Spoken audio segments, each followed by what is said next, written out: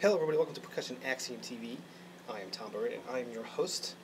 And you'll have to excuse my voice, I'm kind of fighting a cold here I think. But I am in the pit for the show Wicked that I've been playing for the better part of this week and for a couple more weeks here in Austin.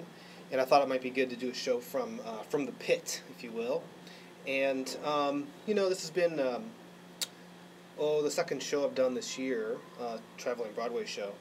And I haven't really done a whole lot of these until this year, and somehow I ended up on the list to get called for this, and I've really enjoyed it.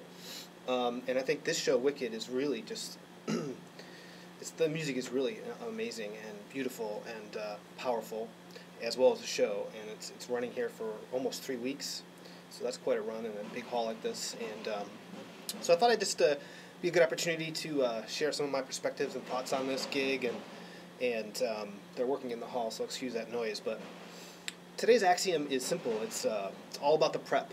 Okay, so when you do something like this, I'll show you the setup here in a minute. It's pretty large.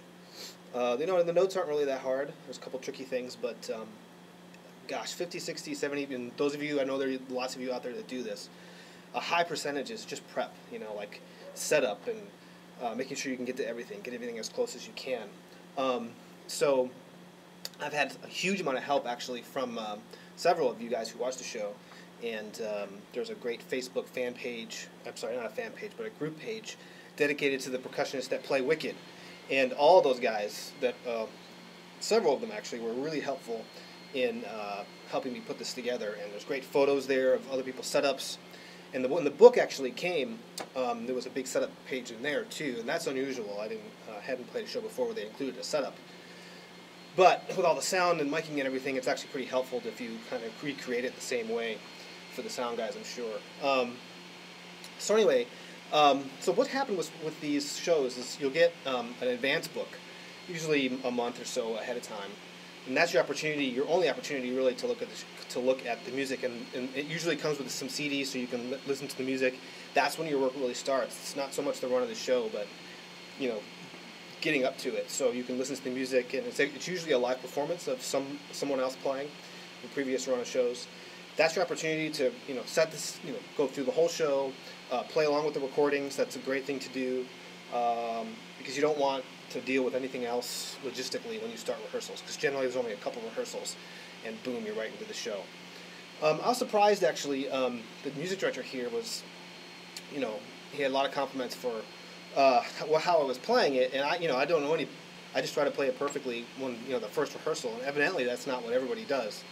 So I thought that was kind of interesting, but it's a good way to get yourself ahead. I mean, be as hardcore as you can, get as much prep done as possible. So that's usually how that works. And when they get here with the real music, don't mark up the other stuff, because they're going to take that back and send it off to wherever they're going next, and they give you a new fresh set of parts that they don't even let you take home.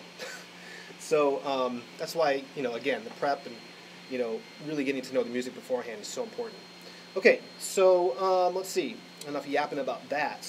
But that is the axiom, getting prep and being ready for it. So it's really important when you do a setup like this that has, so many instruments. And I'll try to show you around. It's going to be a little bumpy here. Apologize for that. But here's sort of from the back. Got the vibe. Some bongos, congas, and then we got cymbals and sort of a rack up here with some jingles and shells and all kinds of stuff. And then here's one of my main racks for mallets and shakers and the xylophone, katales, the keyboard stuff. This stuff all had to be close together. You get another table over here, and then the timpani to the left, if you can see that. We've got this beautiful pole here in the pit that's, the bass drum was supposed to be right where that pole was, but I've had to adjust that a little bit. So that's going to happen probably as you move into pits.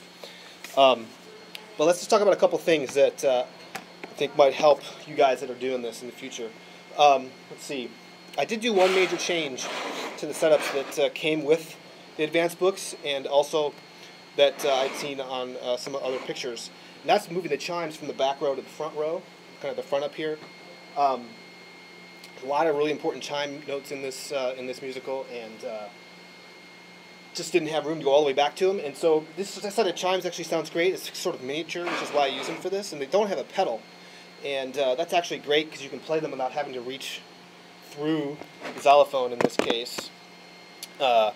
and the bells you see there. So that's just an interesting tip. And if you have a pedal, you can just lock it down, keep it open. There's no problem muffling with your hands. But this way, it's all right in front of me, and I don't have to jump 6 feet to get to them.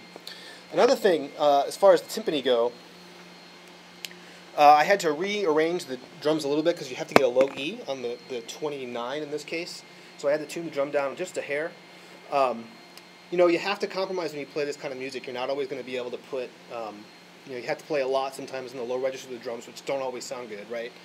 Because I always like to keep the pitches in the middle or to the upper part of the drum. But you have to have drums with gauges when you play anything like this. Because you have phones. You have phones that you'll wear with an Axiom mix. I'll show you that over here. The Axiom allows you to, I don't know if you can see that, but anyway, it's a little board that allows you to control who you're hearing. Singers, strings, it's divided up into about 12 channels. It's good to have some experience with those. That helps. But you won't be able to really do much tuning with headphones on, and, you know, those tuning changes go really, really quickly. So you have to be ready for that. So find drums that have gauges that you know you can trust. It's very, very, very, very important. Let's see. There's also monitors in a few places. That little TV screen there above the bass drum. There's one over here by the vibes because I can't always see the conductor. So that's a little nice thing that they offer to help you be able to see. Let's see. Talked about the timpani. There's some interesting instruments that are called for in this, some of which actually came with the company. Goat's bell, this thing over here called the trine. You can see that sort of triangular thing. Lots of little instruments that they actually brought with them. This thing, crickets. Some shakers, you know, that sort of thing. Let's see. There's also like a talking drum part, so you have to have one of those, and a frame drum. There's also these things are kind of interesting. These are bird flippers, whatever they're called. This is made by Michael Ambroszewski, who I don't know, but he's in Quincy, Massachusetts. It's Mike Ambro at hotmail.com. I don't see a website, but it's kind of cool. And there's a nice little sandpaper gadget over here that actually traveled with the show. So and when I played Legally Blonde, they traveled with some electronic drum stuff and pads and such stuff like that. So, you know, you have to be ready for that sort of thing. Let's see. Oh, there's also interesting a water phone. This is one of my favorite instruments that they travel with too, because these are actually really hard to come by. So yeah. So that's that. I would recommend, if you can, to get into a pit before you have to play one of these, just to kind of see how it works. There's some interesting things that happen with the conductor as far as getting out of amps. Lots of stops and starts. You have to really just know the music. So that's the show from the pit. We've been doing a lot of cool things lately. I have a couple weeks off, but the other day we tried to stream on Ustream, and I had about 20, 25 of you guys show up for that. And if you're not sure what that is, it's just a live.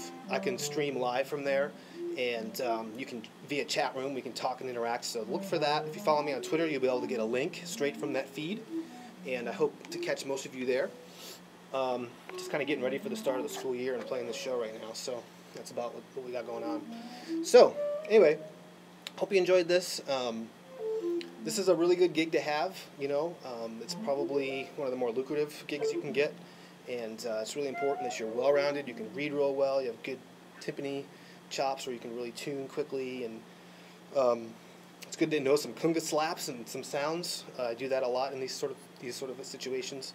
So definitely an opportunity for a well-roundedness in percussion. So anyway, hope you enjoyed the show. Today's Axiom was it's all in the prep.